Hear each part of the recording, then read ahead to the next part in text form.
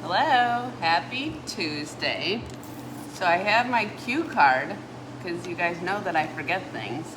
And I was gonna get on here and explain dark roast, light roast, cold brew.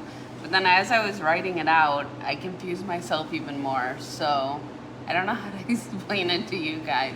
And I was like, I feel like Bill Nye the Science Guy. But since nobody knows who Julia Child is besides my commenters on Friday, you probably don't know who Bill Nye the Science Guy is.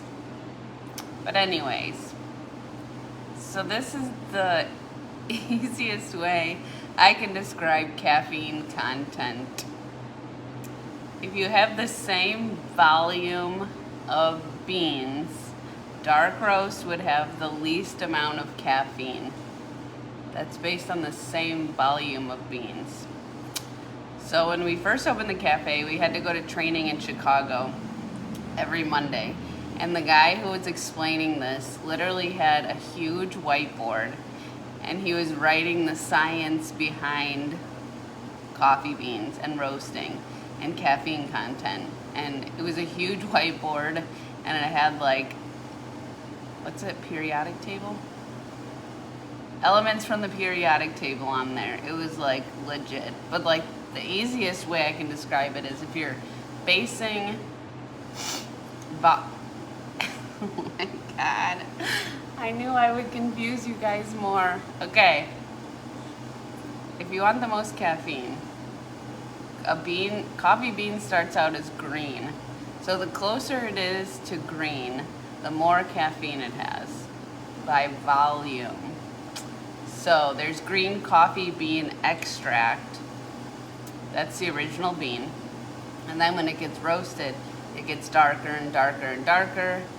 And then they also have decaf. So there's two different kinds of decaf. There's water processed decaf, which is what we sell at the cafe, and there's chemically processed decaf.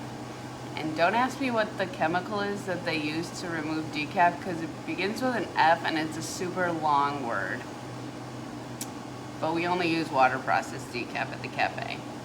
But a lot of the big chains or corporations use chemically processed decaf. And so my cue card's not gonna help me because you're probably all confused and probably already turned off this live video. But that's it. An espresso is the most caffeine content for the size of the liquid. Now I really confused you guys because saying out loud, I just know which has the most caffeine and least caffeine, and the way I'm describing it is confusing you guys so much more. So coffee starts as green, then goes to light roast, medium roast, dark roast. Is that less confusing?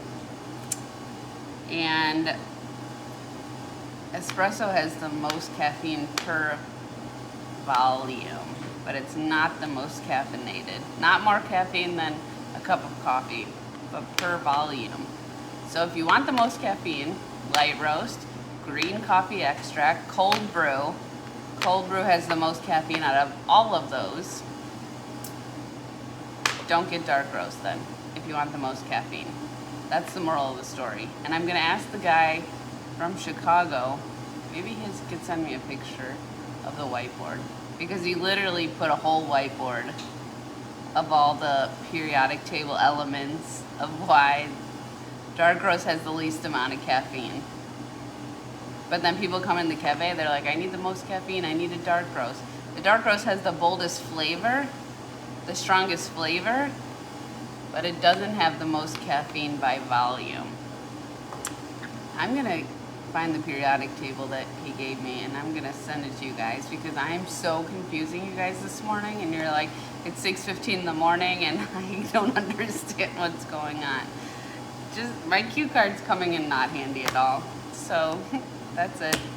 Happy Tuesday, and I'll have a visual for you next time. Sorry to confuse you. Bye.